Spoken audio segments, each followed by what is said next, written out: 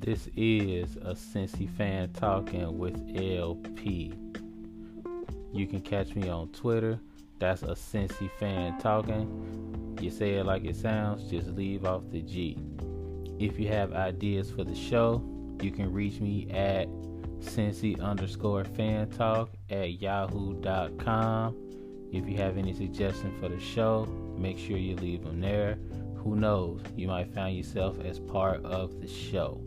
Any feedback would be definitely appreciated. And also, make sure you hit the Linktree page that's on my Twitter. Make sure you click on that. You can find all the different ways to contact me there. Enjoy the show.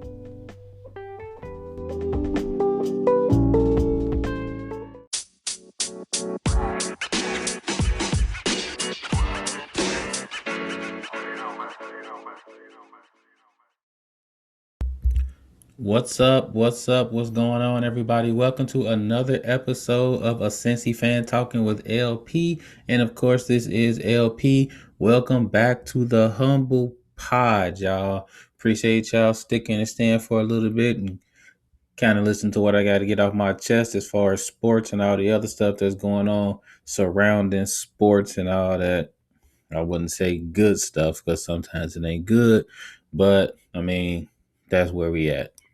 Y'all know how to get here. If you don't, make sure you find your favorite podcast producer or whatever, whether it be Spotify, Apple Pods, Google Pods, or whatever. Make sure you check us out every Tuesday. Y'all know how we get down. Today we're gonna talk about my local sports teams. Some of them ain't really local, but they're around Ohio. So we're gonna talk about the football squads because they all seem to be doing well, and we're gonna talk about how they're doing well, but at the same time you gotta kind of watch for the hook because things might end up going the same. Then we're gonna jump into some more cancel culture stuff. I've talked about this a couple of times. We're gonna talk about why we're talking about it again. So we'll jump into all of that. The Bengals got a win last Thursday. Took an L on Sunday, and honestly, for me, it's twofold for real. For one, I really enjoy watching the Bengals play. Win or lose this year, and ever since Burrow has become the quarterback, you enjoy watching the games. They're entertaining, they're exciting, and you feel like the Bengals are in the games. I can't count how many Sundays, the wife and I we sat down to watch the game, pretty much knowing the outcome, but we watching anyway. And of course, that outcome became that outcome. This year, it doesn't feel like the Bengals are out of a game. They could be down 14 like they were to Jacksonville. They could be, unfortunately, they could be up 10 or 11, but the game always end up being entertaining. So shouts out to the Bengals for that. Shouts out to the Bengals for the offensive line play for the most part, too. It's been on point for the most part. It's been some gaps in there where you're kind of looking like, man, what the hell is going on? Like, can we block? But I think that's like that PTSD I talked about in the last episode. You kind of expect for the line play to be shoddy, but they really been stepping it up. It was some plays that Burrow took some hits on Sunday, and I saw on Twitter people jumping on the O line, people that don't even really watch the Bengals. They might have saw some type of update or something like that that said Burrow was down, Burrow was hurt. Automatically, oh, the O-line trash. I told y'all I need to protect him. Meanwhile, they didn't even know that Burrow broke out of the pocket and tried to rush to get the first down, and he got popped. I mean, Burrow himself says, I'm a football player. I'm gonna take hits. You wanna kind of not take hits like that because and it was legal too. It wasn't like the Green Bay defender got all out of bounds with it and just started going for heads. He saw a football player trying to get a first down and he tried to stop it. I mean, That's what you're supposed to do. That's what you get paid for. I mean, you can't expect dude to be like, oh, that's the QB. Let me hold up. And then he give up 2 extra yards and that's the first down. Now you got to pop that man. So definitely get it. And shout out to Green Bay too, man. I mean, you give Aaron Rodgers any type of time at the end of a game. It could be 12 seconds. It could be, it doesn't matter. If AR-12 got time on the clock, he gonna make it happen. The kickers was on that mess. I saw people down in McPherson when he missed a couple of field goals, and they like, man, he trash. I can't believe. No, that man ain't trash. You ignoring the fact that he's already won 2 games for the Bengals. You completely ignoring that, and I get that the NFL is a reactionary league. You only see games once a week, so you tend to get in your feelings when you see stuff, which is why I really don't do hot takes. I kind of like to take a couple of days to think about stuff before I start talking about it because it's never really been my thing to just be like, oh, wow, that's crazy. Like, usually the stuff I say is stuff that I thought through completely before it comes out. So when I say this, I really mean it. McPherson will be fine.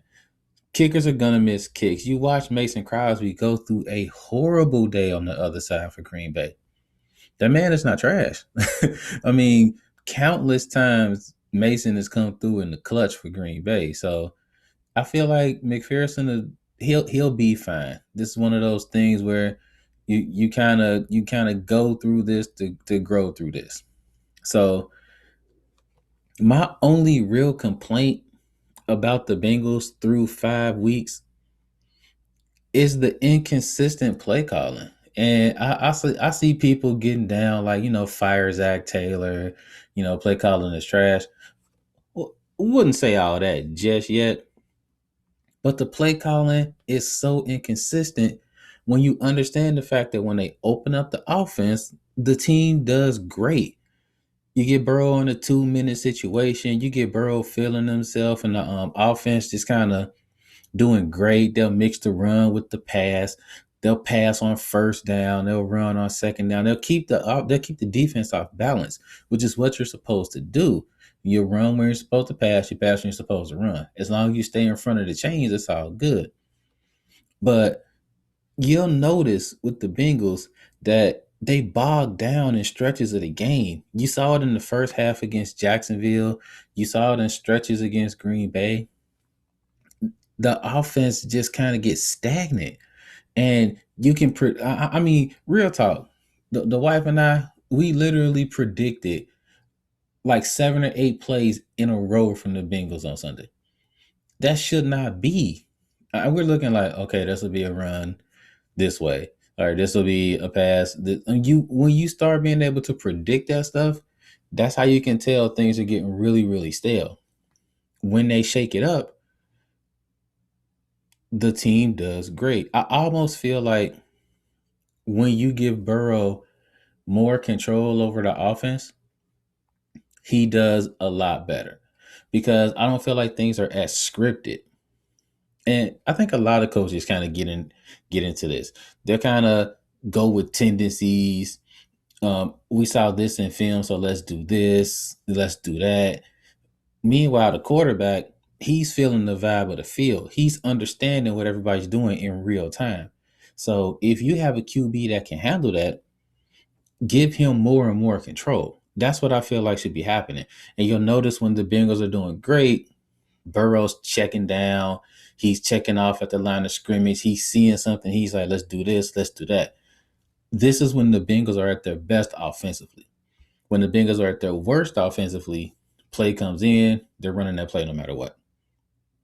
If they can get out of this and give Burrow more room to operate, I feel like the offense will be better. The defense has been great. Special teams until Sunday has been great. The offense in stretches has been awesome. But they have to eliminate those long stretches where they do absolutely nothing. And there's going to be times where the offense struggles. I mean, don't get me wrong, it's going to happen. There's going to be times where the defense struggles. Don't get me wrong, it's going to happen. You want these to both not happen on the same day. I mean, that's the key, number one. And for number two, even if the offense is struggling, you have to be able to string first downs together until you have to punt. You want to keep that defense fresh. And more than that, you want to be able to run plays to understand what you do better. If you're going three and out, three and out, three and out, for one first down and three plays and out, you're not helping yourself and you're not helping the defense. You want to keep the defense fresh, especially against teams like a Green Bay, a Baltimore, teams like that where they're more diverse in what they do. And I can't believe I'm saying Baltimore is diverse in what they do, but if you've been watching Baltimore, they're really diverse now in what they're doing. I mean, I feel like the days are kind of sliding past where you can go like, okay, make Lamar Jackson throw. I don't know if it's like that anymore because their running game hasn't been as good as it's supposed to be. But Lamar's going for 4 touchdowns, so and that's throwing, that's not running. I feel like Baltimore would be the main competition for us this year as Bengals fans. Cleveland's going to be there. They have a very talented roster. We always figure out a way to beat Cleveland at least once out of the 2 games, normally speaking. Baltimore's that deal. I've been saying that from the beginning. Baltimore's definitely that deal, so stay alert. If the Bengals can get the offense to be more consistent and not rely on the big strikes, if they can string together 9, 10 play drives and do this somewhat consistently, I feel like they'll be fine. I feel like the Bengals are in a really good place at 3-2. You got the Lions coming up on Sunday, and I'll say it just like I said against Jacksonville. Please don't write off the Lions as a dub. Let's not say, yeah, this is a W. They've been playing hard lately. They've lost a couple of close games. They are all paid athletes. They were all the best athletes in college. They were all the best athletes in high school. You give any NFL team in the league a little bit of a light, you will lose by 17 points. And that's the game. And I keep saying this to people, and they kind of look at me like I'm crazy. The gap between a good team, a mediocre team, and a bad team in the NFL is really, really, really, really small. You're talking about 6 or 7 plays a game that good teams make, mediocre teams sometimes make, and bad teams never make. But if those bad teams can make some of those plays, then they're mediocre. And then if a mediocre team can make a couple more of those plays, then they're good. The great teams, the elite teams, they make those plays all of the time. Plus, they get lucky, and the other teams don't make the plays. That's really the NFL. You have 2 or 3 really good teams, you have 2 or 3 really bad teams, and you have a big glob of teams in the middle. I feel like the Bengals are trending towards that upper middle, and the Lions, as bad as they look, they're not far away from being mediocre. And if the Bengals come in slipping, they will catch a loss. I feel like they can hold that focus and get the win, but ignore everybody around town talking about, yeah, the Bengals got a win coming up. It's the NFL, man, and you never know. That's why I will never bet on an NFL game. You literally never know what's gonna happen. You have a team coming in that's owing forever. All of a sudden, they getting that first win on somebody, and you looking like, how they beating them? Because it's the NFL, Jack. That's how it go. So stay aware. Hopefully, the Bengals can get that win. Go to 4-2. Maybe we're looking at a Sunday night game. You know what? Let's just have all our games at 1 o'clock or 4:20. Let's just do that. Like, uh, it's that Cincinnati sports PTSD. We don't want to see no Monday night games. Forget all that. Forget I said that. La la la la la la la la la. That never happened. Skip over that part. Forget that. Meanwhile, you got the Cincinnati Bearcats jumping up to number 3 in the nation, and never in my life, never ever in my life did I think I would see the day where the Cincinnati Bearcats football team is ranked higher than the Ohio State Buckeyes football team. And they're both really, really good. And I'm not saying that as a slight to Cincinnati football at all. Like, when I grew up, I remember seeing UC lose to Penn State by a ridiculous margin. I think it was like 75-0, or like it was a crazy score. And this was like when I was close to middle school age. It was like it was bad. So to watch the Bearcats come up the way they are is absolutely amazing. And I mean, I'm definitely a Buckeyes fan, but I can say I was a Bearcats fan before I was a Buckeye fan because you live in Cincinnati and you got pro football, you got pro baseball, and then you watching all the college sports because that's what we do here. Like, we love our squads. So it'll be interesting to see what happens if UC wins the rest of their games. They're playing in the American Conference, and the American Athletic is not what it normally is. Normally, you'll have a couple of teams that are really, really good, and then you'll have a pretty solid middle and then a trash bottom. This year, UC is the top, and SMU is decent, and then that middle is just so soft. So people are going to look for ways to discredit what the Bearcats have done. I mean, they just are because of the conference they play in and the teams that they play. They're going to try to take that Indiana win and say, oh, Indiana's trash this year. And they're going to try to take that Notre Dame win and say, well, Notre Dame doesn't have a quarterback. So watch for the hook. And hopefully the Bearcats can just go ahead and I wouldn't even say dominate the rest of the games. I wouldn't fall into the trap of saying UC has to dominate. They have to win every game by 30, 35 points because that's when you start pressing too hard and that's when you take the L. Get the wins. Stockpile the wins. Meanwhile, I think people are really sleeping on Ohio State. Ohio State's really starting to get it together. They looked shaky against Minnesota, but won.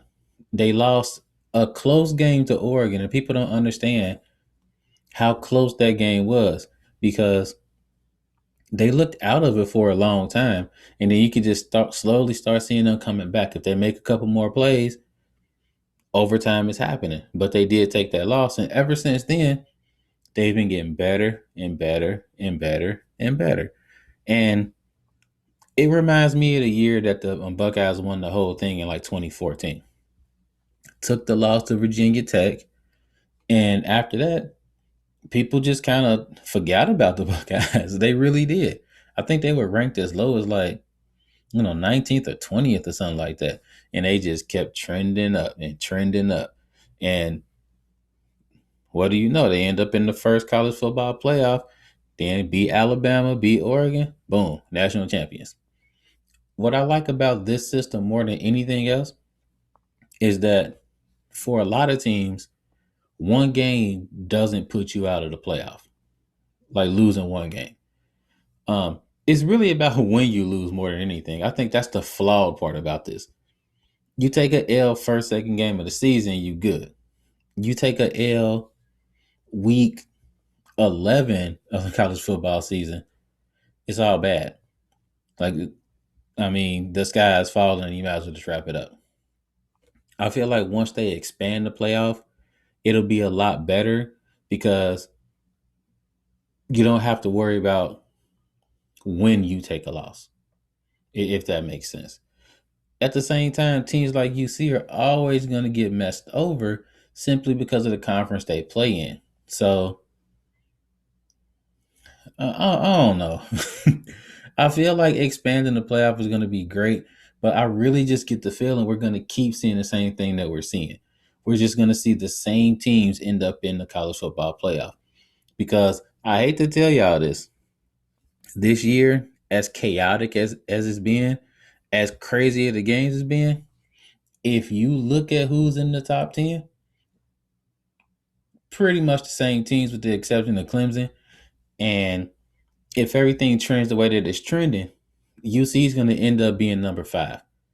As much right as they've done, they still need teams to take L's because I can see Georgia still making it. I can see Alabama still making it. I can see Oklahoma making it. And I can see Ohio State making it. These are the same 4 teams we pretty much always see. Unless we see more losses from other teams, hopefully not Ohio State. It's just going to be the same crew. A college football expansion is definitely necessary just so we can see some fresh blood. People have to be. I know people hate the Buckeyes and they hate Georgia and they hate Oklahoma and they hate Alabama and Clemson because these five teams are always taking the four playoff spots. Want to be left at home and they'll get in next year at the expense of another one. So we got to expand this playoff. We have to. If people want to see different teams getting a chance to win, the only way you're going to see it is if the playoff expands. I mean, that's it. That's the charm of watching March Madness. You know that you're going to see the same couple of teams win every year. But at least you get the joy of watching 68 different teams get a chance. And that's what a lot of these teams want. They just want a shot. Just give them a shot to win and see what happens. Maybe they'll get pasted by 36. Who knows? But not even giving these teams a chance, knowing a team like Cincinnati needs all types of help just to get to the fourth spot. A team like Coastal Carolina knows they're not making it, no matter what they do. I mean, it's really kind of messed up. So the playoff has to expand. I'm guessing sooner rather than later, unless we want things to get really, really stale. Honestly, I don't think people care how stale they get. You got something to complain about. So I don't know. But you gotta release this. You gotta let that spread out. All right, you got a Cincy fan talking with LP. Check out in a second. We'll be right back.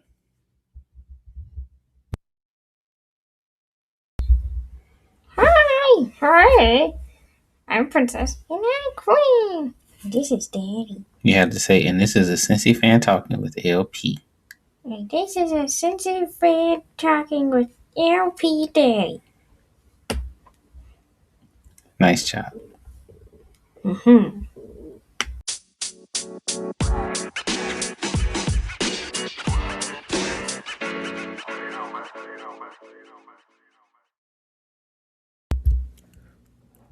What's up, y'all? Welcome back. Welcome back to the Humble Pod.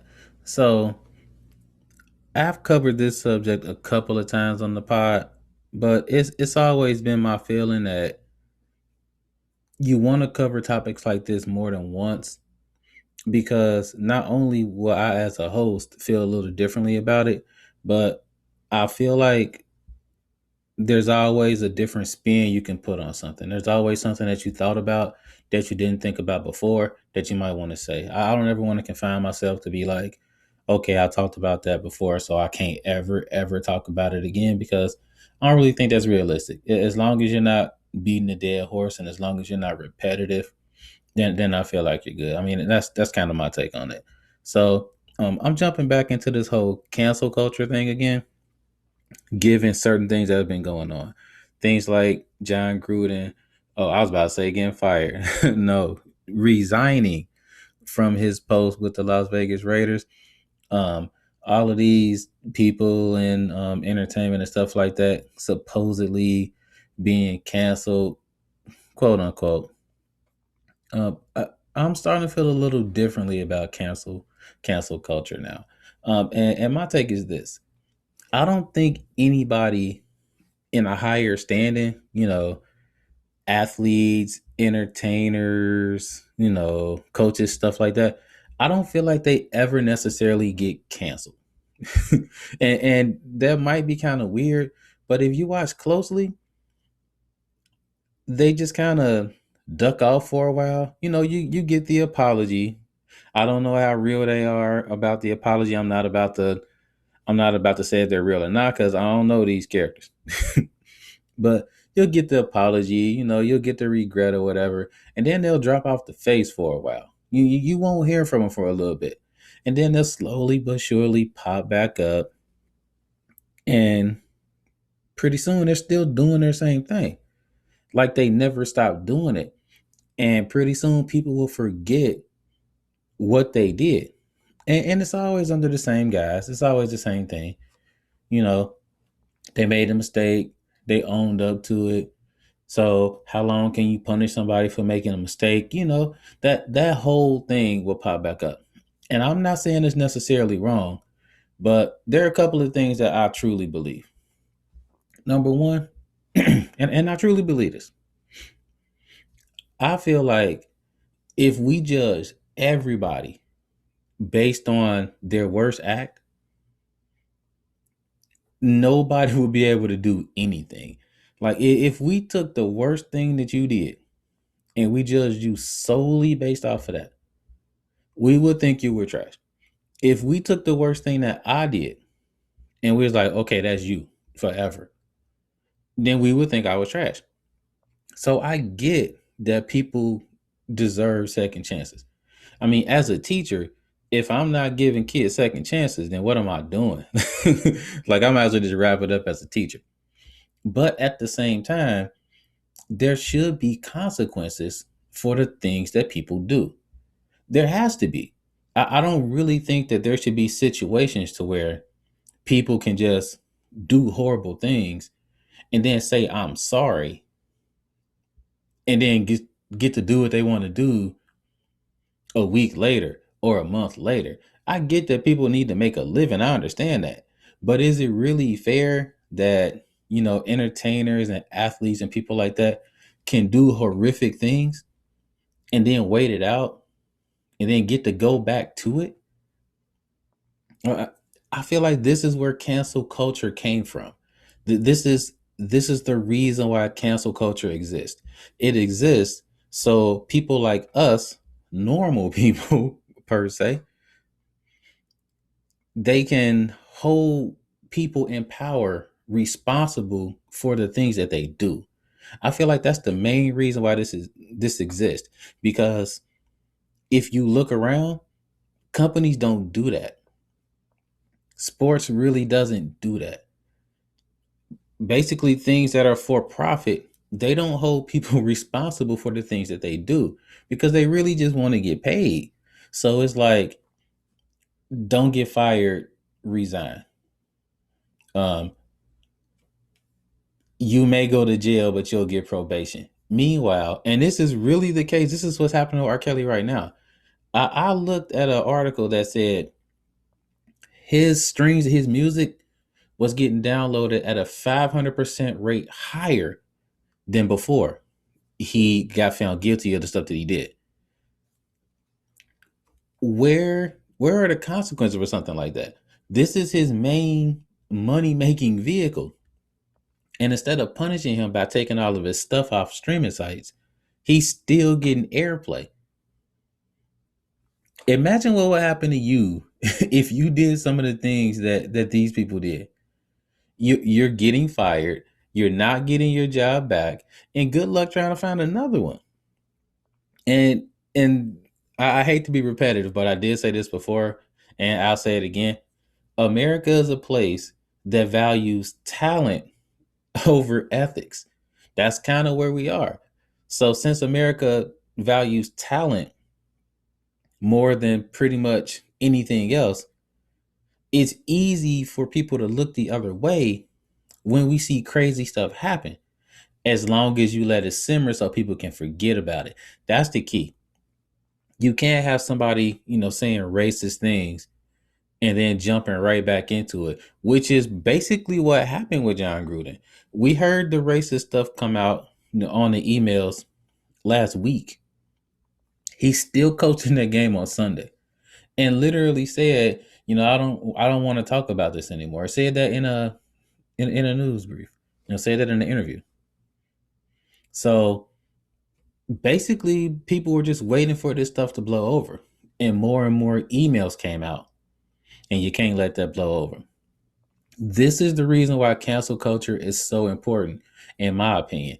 It's one of the few vehicles that we as consumers have at our disposal to hold people responsible for the crazy stuff that they do. We really don't have much else. We have our disposable income. We have our dollars.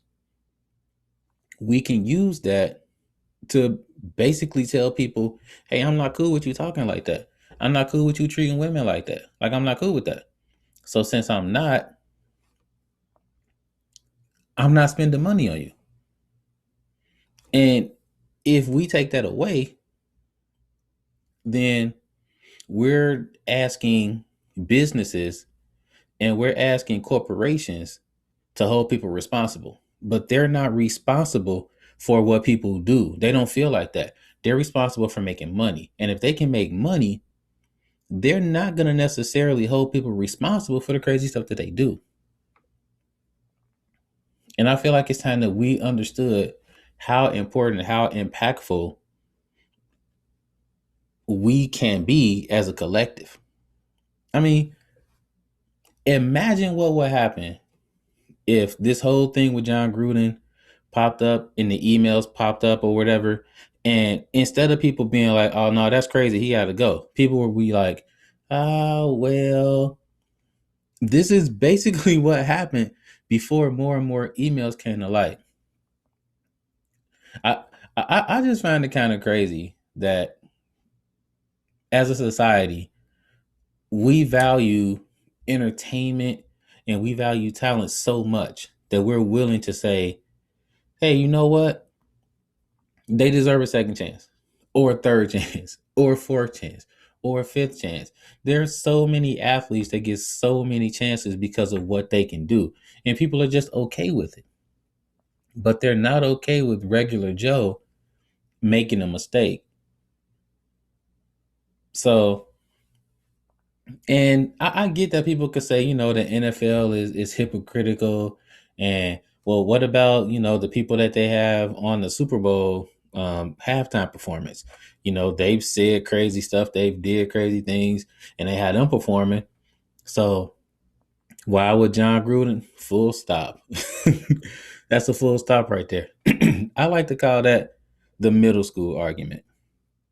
What the middle schoolers in my class like to do when they get in trouble, when they get caught doing crazy things or things that they shouldn't do, the first argument, well, I saw so and so doing it, nothing happened to him. Well, so and so said this, and you'll never say nothing to her. That's the middle school argument. My answer to the middle school argument is very, very simple. You don't know how they get disciplined. You don't know what I necessarily said or told their parents or anything. So our concern right now is not them. Our concern is you. We're talking about you. So why are you deflecting what you did on somebody else? They're not here. And let's say even if they did do that make it cool for you? No. The NFL needs to come up with their own reckoning for how they're going to do the Super Bowl situation with the halftime show. Um, and we know the NFL has been hypocritical. Like, we get that. Because how are we pushing Black Lives Matter motifs and, it takes all of us? How are we saying all of that when Colin Kaepernick doesn't have a job and Eric Reed doesn't have a job? I mean, we get that they're hypocritical. We understand that completely. We rolled the dice with that for a while. I mean, it's been hypocritical for the NFL not to have coaches like Eric Bieniemy working. Meanwhile, they're recycling the same 7 head coaches. we get the we get the hip we get the hypocrisy. We understand that. What we can't tolerate is emails floating around that are homophobic and racist, and you just can't be okay with that. You can't shove that under the rug, especially if they're representatives of the NFL. I mean, it's just really crazy to me how stuff like this can happen, and people will say things like, "Oh, well, he's being targeted. Oh, this cancel culture is crazy." It's really one of the only things we have. Without cancel culture, a lot of the changes that we've been seeing probably wouldn't be happening because as average citizens, we finally have a way to hold people accountable. And like I said before, it gets a little hairy when you're digging up tweets from kids when they were 14 and now they're 31. That's where you got to kind of draw the line. I mean, there has to be a line somewhere, and for me, that's probably my line. If I'm seeing somebody saying something when they were 12 and it was just ridiculous, and now they're 28, I'm like, I'm sure their parents definitely dealt with that, and if they didn't, we'll see that manifest itself and then we'll get them out the paint. But for the most part, I kind of sort of value cancel culture. I'm not going around looking to police everybody, but I feel like it's another way for us to be able to present what we value and what we don't. What we don't. And most importantly, I just feel like there's only so many second chances you can get. I'm a fan of a second chance as long as you're using your second chance to actually reform yourself. If you're doing the same things and asking for the same chances, at some point that's you. I mean, people tried to make an argument with me that John Gruden said that stuff in 2011 and 2011 was a different place, completely forgetting the fact that he said this stuff for 7 straight years in emails. And we can say 2011 was a different place. I don't agree, but we could say 2011 was a completely different place. But what was 2018? Was 2018 a different place? Was 3 years ago different from now? No.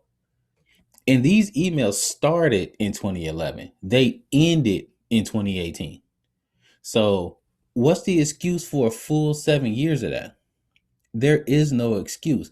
At some point, you have to balance a second chance with what you're really looking at. And at some point, there has to be consequences for what you do. I don't think he should be coaching again. I don't think that people should be using him for a media outlet or to do interviews or anything like that, because this is 7 straight years. And sure, he deserves a second chance, but a second chance to do the exact same thing. He gets his spot right back. He gets to be on ESPN again, and he gets to work at Fox or something like that. Absolutely ridiculous. In my opinion, that would be absolutely ridiculous. But the scary part is, as we've always seen, you say sorry, you resign, you make sure you don't get fired, lay in the weeds for a little while, pop back up, work in a little small market, and just keep climbing back up. And pretty soon, people don't even remember what you did. But as far as, the average citizen, you got to make sure you remember this. Kind of keep it in your memory bank. So when it pops back up, hey, 7 straight years of this, and it's really unacceptable. It really is. But I mean, that's my opinion. That's kind of how I feel about it. And we're gonna go ahead and keep it like that. So let's go ahead and check out for the day. I'm gonna see if I can find some football to watch. Probably at a college variety because it's just Tuesday, so we'll kind of see what happens. You've been with your boy, a Cincy fan, talking with LP, and of course, this is LP. And as always, we'll check you out next week. Until then, life is good. Peace out.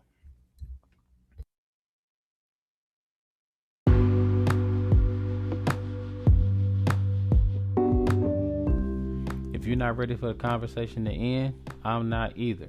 Make sure to catch me on Twitter. That's a Cincy fan talking. Leave off the G at the end of it, and we can keep the conversation going. Also, don't be afraid to hit that subscribe button so you can catch the next episodes. The episodes will drop every Tuesday. If there's a change in that, I'll make sure to let you know. Appreciate the support. As always, life is good.